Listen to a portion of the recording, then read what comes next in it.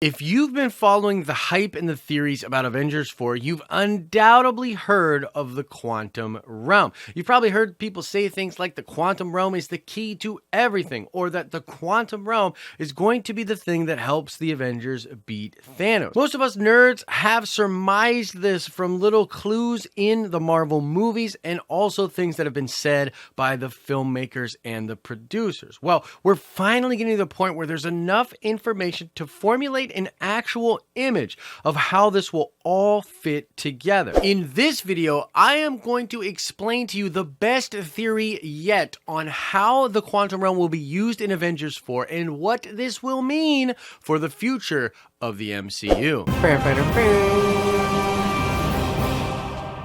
What's up, everybody? I am Josh. This is the Den of Nerds. Guys, this video was made in part by our executive producer, Al Schuler. Al Schuler is one of our executive producer Patreons. He helped me create not only this theory, but a series of videos which will be coming out after this to further explain what we think is going to be happening in Phase 4 of the MCU. So consider this video sort of a part 1 in this crazy series of videos, which is going to explain why the MCU Phase 4 is going to be so radically different than anything you've possibly imagined and how we are going to get there. And in this first video, we're going to be focusing on the quantum realm in Avengers 4 because it's the key to everything. It's going to lay the groundwork for what we think will happen next. Now, there are two important concepts that were introduced into the MCU very late in its life cycle, and they're very integral to what we think is going to happen in Avengers 4 and beyond. Number one, the multiverse. This is something that's introduced to us in Doctor Strange. It's explicitly spelled out and some of the rules are established for the audience to understand. The second thing was the quantum realm, which of course is introduced in Ant-Man. Now, this is a very significant piece to the puzzle. It's further explained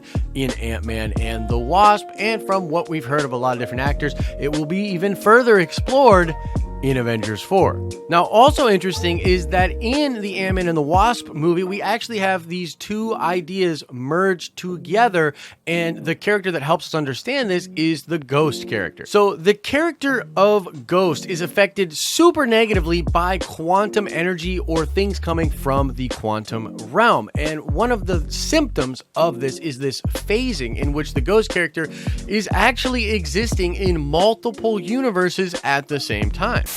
An isolated system, particles coexist in a stable phase relationship. If the system is interfered with, that stability becomes chaos, unpredictable, dangerous, beautiful.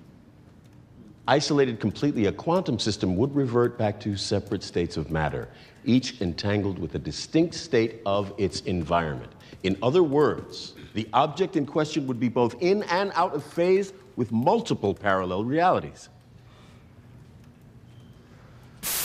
Now, on the surface, this just makes for a super cool bad guy that's in constant pain, driven to actually save their own existence, and they're able to phase through things, very, very cool action sequences. But beyond just that, it marries the idea of the multiverse with multiple different realities and the quantum realm. It literally takes these two ideas and combines them together. Now, we are damn sure that some kind of time traveling or universe hopping is going to be happening in Avengers 4, and there's so much evidence for this. I don't want to list it all, but you of course have Evangeline Lilly talking about how Avengers 4 is going to resemble Lost Season 4. You had Kevin Feige come out and say it's going to be absolutely crazy, and you'll see different versions of characters that you haven't seen before. There were the initial leaks on Reddit talking about how the plot involves going into the quantum realm and going into different realities or times through the quantum realm. And so a lot of us nerds and speculators have thought, yeah, okay, so this is how it's going to happen. But the question is really like,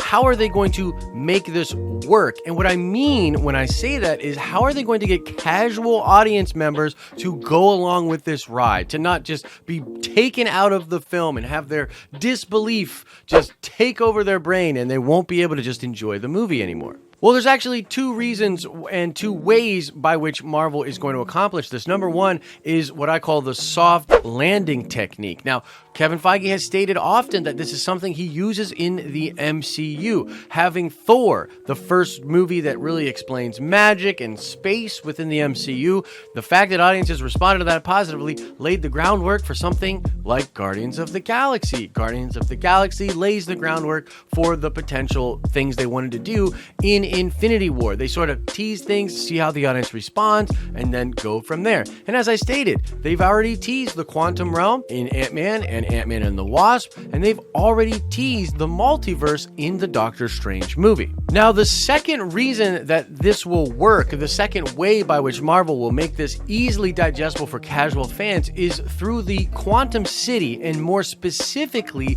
the Infinite Avengers Mansion. Now, this is where we're going to get really nerdy, but also bring some really cool stuff to your attention. So, if you didn't know this, there's a Quantum City that is in Ant-Man and the Wasp, and one of the reasons that we know this exists and when we found it is that the director of that film, Peyton Reed, was actually asked if there are any clues of things that will come in future Marvel films in Ant-Man and the Wasp, and he told them to look around during certain scenes in the film. This screen cap of this cosmic city comes from one of those scenes that Peyton Reed said we should be looking at for signs of things to come in future films. Now, you may have heard of this Quantum City before. A lot of people picked up on this, talked about it on Reddit and YouTube, but not a lot of people talked about what this Quantum City could actually be. Now, a couple of people did pick up on what Al and I were talking about, and the thing that we think is in this Quantum City, most literally for me, was the YouTuber Everything Awesome. So all the credit for him. He put the video out first. He gets the credit. But basically, guys, we think that inside this Quantum City is going to be a mansion.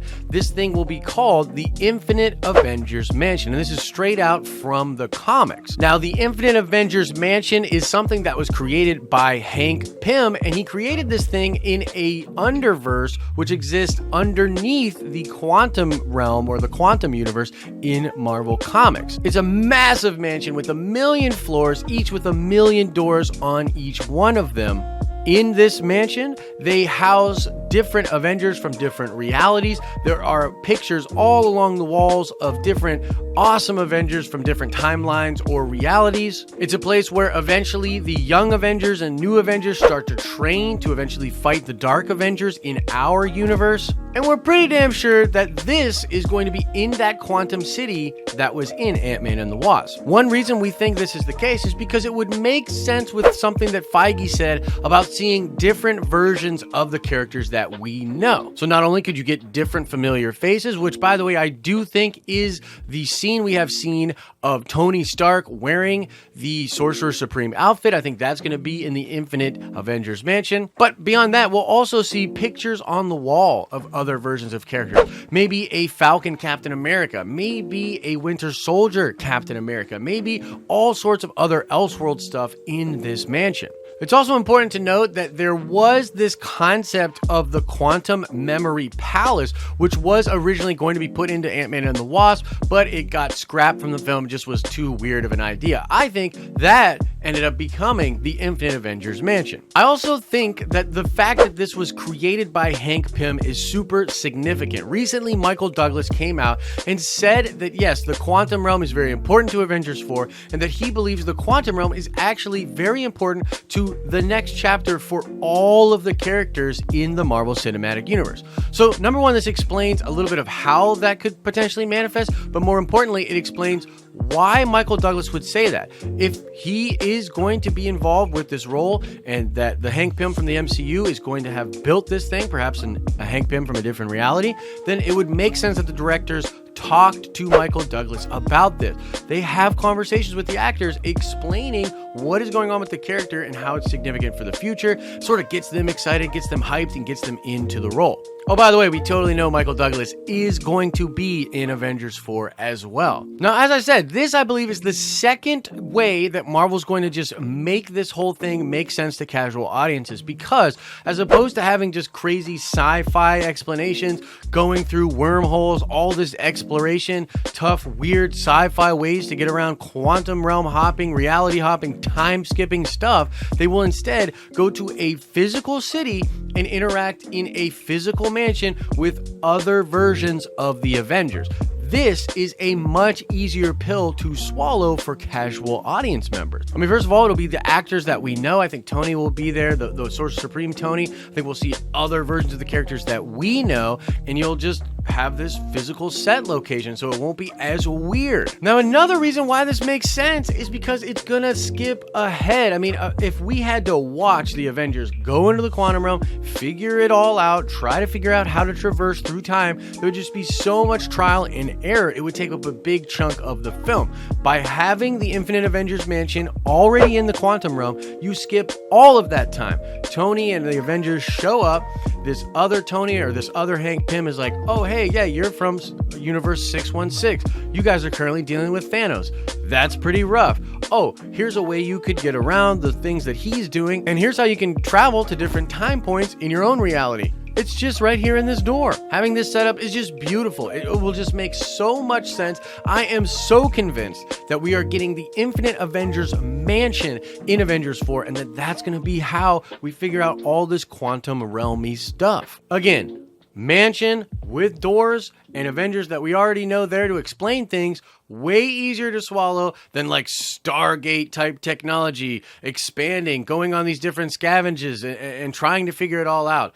Over here, much better. Now, like I said, this, very important to Avengers 4, will play a big role, but it's also a little appetizer for Marvel fans of what is to come in the next phase. Check out this clip of Kevin Feige talking about this technique that he continues to use in the MCU. Now that the cinematic universe is so well known, the MCU is something people understand, people enjoy, people like, and I think what people enjoy most about it is that they're all different. We try to make all of these films stand apart. I personally believe that the entire future of the Marvel Cinematic Universe is about to blow up and be the craziest thing we've ever seen in cinema.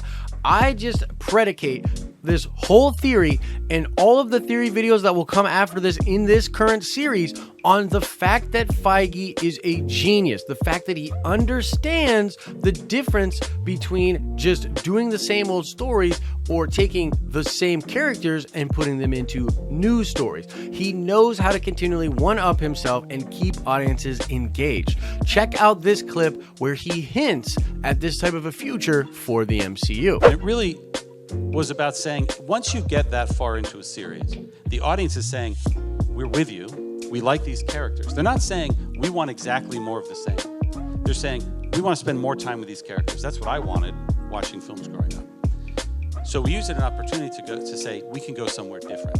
We can hire Shane Black to do a Christmas movie, weird, voiceover narrated Iron Man film.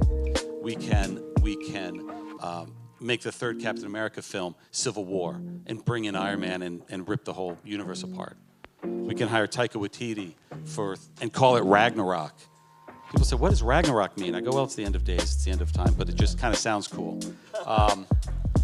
And have Taika take us to whole new levels. And Infinity War, Avengers Part 3, have Joan Anthony Russo come and with Thanos literally tear half the universe apart. So that's it for this theory video about the Infinite Avengers mansion, the Quantum Realm, and Avengers 4, and part 1 on what is going to happen in Phase 4 and why it's going to be so crazy. If you're interested to check out part 2, make sure you subscribe here so that you won't miss it. Feel free to drop a like on this video if you liked it. Now let's check that nerd card before we get out of here. I want to know, what is the name of the author that wrote the first MCU novel? This is, of course, the new Thanos Titan Consumed novel. What is the name of the author? Answer that question in the comment section below. And as I always say, I hope you are having an awesome and nerdy day, and I will see you in the next video.